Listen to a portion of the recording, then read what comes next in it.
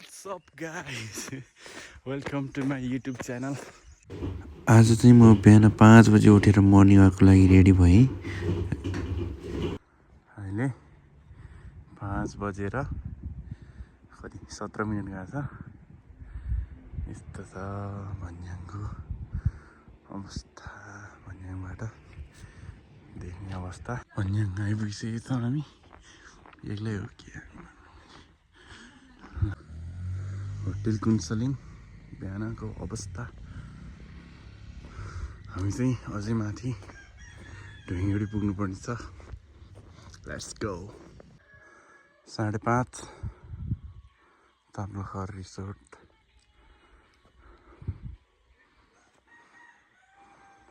अब हामी यहाँबाट उकालो लाग्छौँ। Let's go. ल हामी ताप्लोखरको डाँडामा छौँ। डाँडाबाट देख्ने भ्यू यस्तो छ। उज्यालो भएको छैन अझै पनि। हस् त फाइनली ढुङ्गेडी आइपुग्यौँ हामी। यहाँसम्म आउँदाको हालत यस्तो छ। पसिनै पसिना।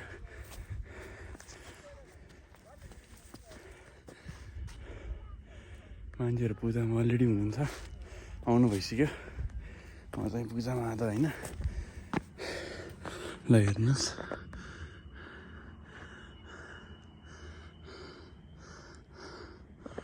ल मेरो पार्टनर हुनुहुन्छ अँधेरीदेखि ढुङ्गेडीसम्म। हेलो यता हेरिदिनुहोस् त। ल ढुङ्गेगढीबाट बिहानको भ्यू हो यो होइन। आउँदा चाहिँ यहाँ धेरै मान्छे आउनु भइसकेको छ। बलि हुँदो रहेछ। यो देखाउँदा नहुन्थ्यो। बलि चाहिँ राम्रो होइन है गाइज। बलि दिएर नि धर्म हुन्छ त।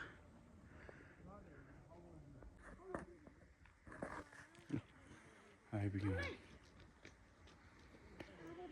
ढुङ्गेगढीमा।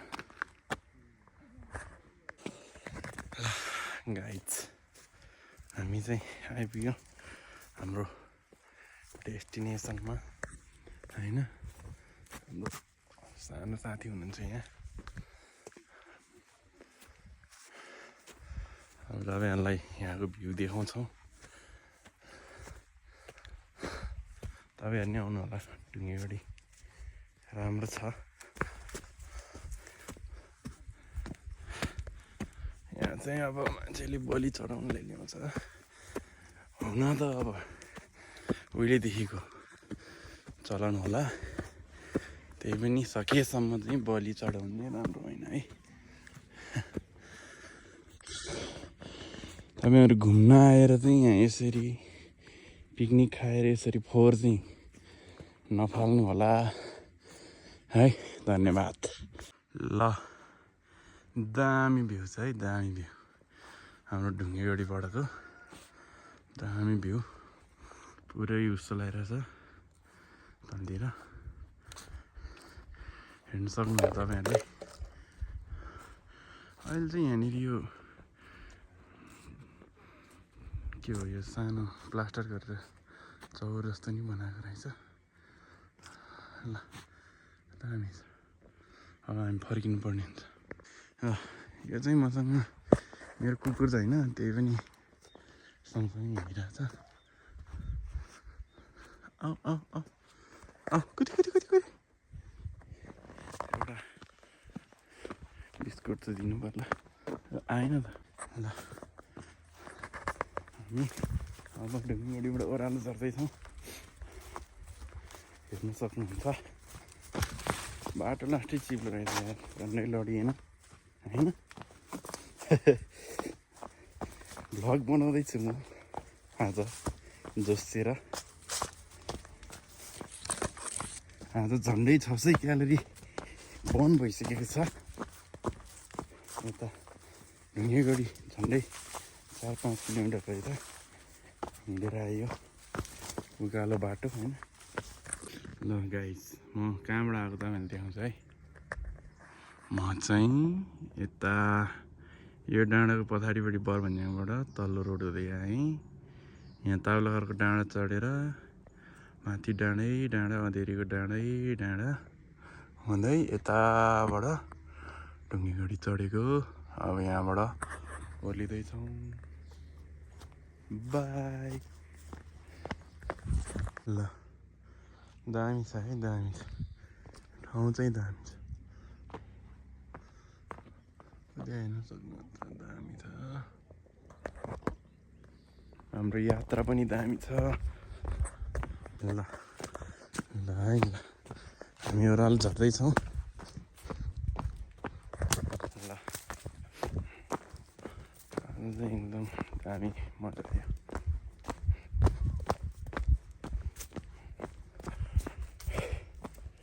तपाईँहरू ट्रेकिङ आउन चाहनुहुन्छ भने पनि यो रुट चाहिँ ठिकै हुन्छ जस्तो लाग्छ मलाई।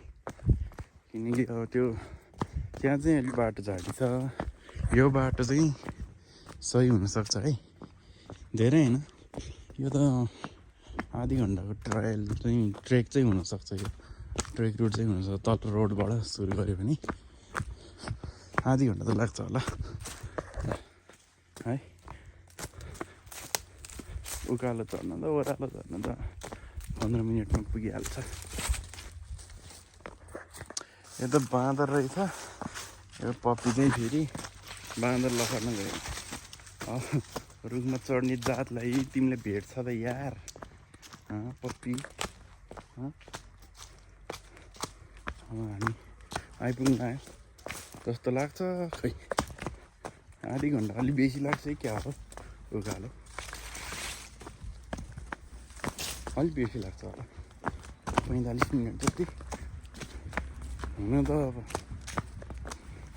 गाडी नै माथि पुग्छ। गाडी नै माथि पुग्दा पुग्दै तपाईँहरू किन चाहिँ यसले ट्रेक जानु हो भन्छ भन्दाखेरिमा चाहिँ ट्रेकको पनि छुट्टै फाइदा छ, मजा पनि छ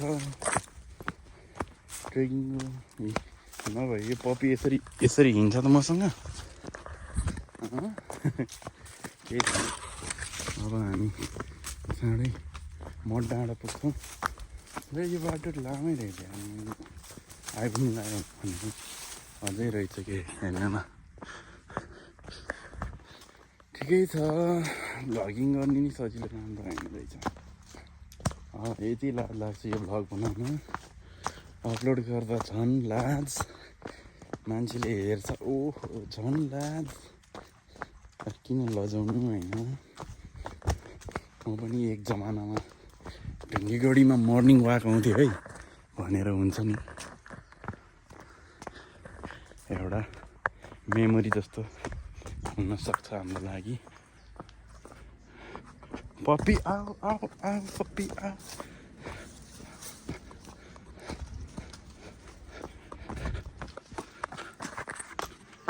यो मोबाइलसम्म नै आउँदैन रहेछ मलाई यार, मिलिरहेछ कि छैन। ल लाग्छ मलाई आइपुग्यो रोड देखिसकेको छ। मैले उल्टो गरेको कि बिहान आउने बेला चाहिँ रोडै रोड आउनु पर्ने रहेछ, अनि झर्ने बेलामा चाहिँ उता डाँडाबाट झर्नुपर्ने थियो। उज्यालै हुँदैन, रातै परेर भन्छ। अब पहिला चाहिँ यता थियो, अहिले यता छ बाटो, हामी यतै जान्छौँ अब होइन।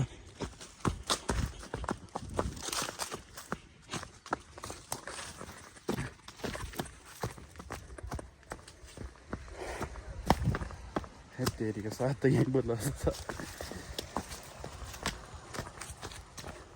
तर घामै लागेको छैन साथ बोल्न लाग्यो। ल रोड आइपुग्यो। अब यहाँबाट चाहिँ अब हामी रोडै रोड जान्छौँ।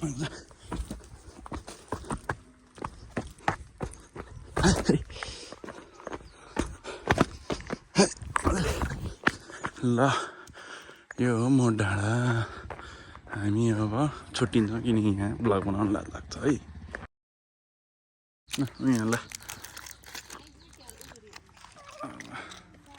एक प्याकेट बिस्कुट सकाइसक्यो अहिले अब मैले चाहिँ खाएँ बहिनीहरू कोचिङ जानलाई रेडी दामी भिड्दै रहेछ अब चाहिँ छैन है अब यतिखेर बनाउँदैछु हेलो गाइज मैले पप्पीलाई छोडेर आइसकेँ